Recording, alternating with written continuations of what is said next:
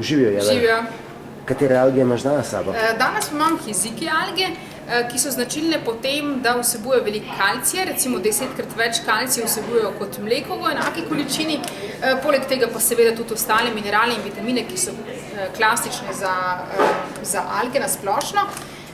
Poleg tega pa hiziki izjemno dobro vplivajo na preprečevanje razmnoževanja bakterij, ki povzročajo gnitje, pa seveda zniževanje holesterola, za srčno-žilne bolezni, preprečevanje različnih oblik tumorja ali karkoli drugega, degenerativnih bolezni in tako naprej.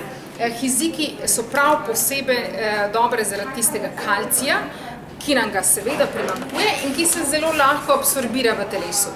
Uporaba tistih hiziki alg je preprosta, s tem, da so to bolj zimske alge oziroma razvijajo kuhanjem izjemno močno energijo, ki tudi segreva telo.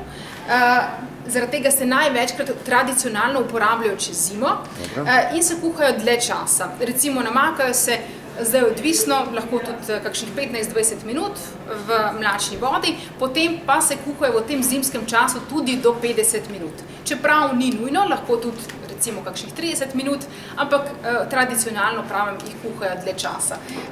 Kar se količine tiče, v bistvu se uporabljajo dosti podobno kot arame, na ta način, da se uporablja ena jušna žlica, ampak namočenih alg. To je recimo dnevna količina. Na osebo? Na osebo, tako odraslo. In uporabljajo se predvsem kot dodatek različnim juham ali enolončnicam?